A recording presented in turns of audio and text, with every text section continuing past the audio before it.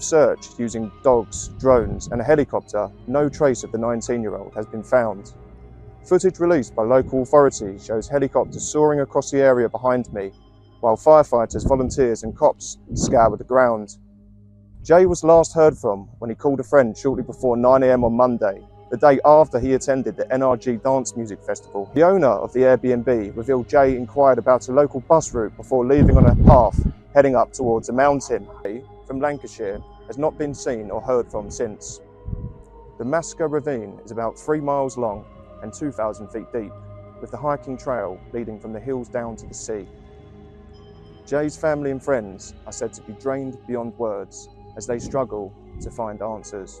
They seem to have used a good range of resources. We're talking about helicopters, drones, dogs, people on the ground. Obviously it's a very rugged terrain to search, and will have its challenges and with the potential high temperatures as well. So all that makes it quite difficult. Hard to say just how effective the search is being because I'm not there. That's not to criticise it, but they seem to have put a lot of effort into it anyway.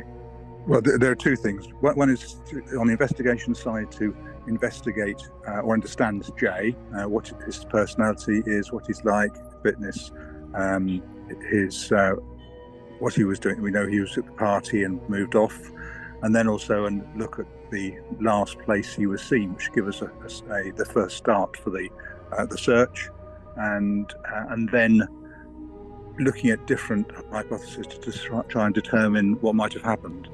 And missing for more than 3 days is a high probability that they will have died.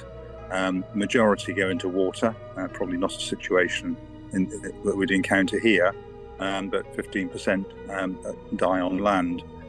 So it is UK research, but it still holds good elsewhere, and so that would be an initial starting point.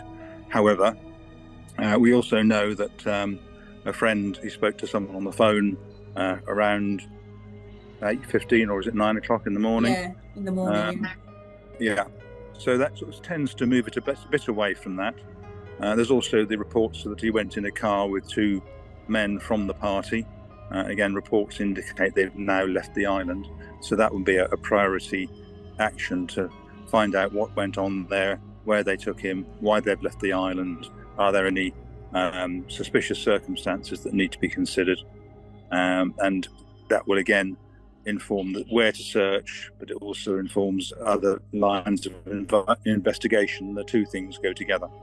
Well, so I think that would be the main working hypothesis, that he walked off, got lost, become dehydrated and succumbed to the elements or a fall. However, we mustn't make that the only line of inquiry, and we should be looking at alternatives. Why it's important to investigate what happened with the 2 guys who took him away. Does that give a different search location? Information from the public, witnesses and so on can be critical in these investigations. We would always be looking to find what other people may have seen. Speculation and rumour doesn't help. I know we've seen a lot of that with recent cases, with people getting on social media and making all sorts.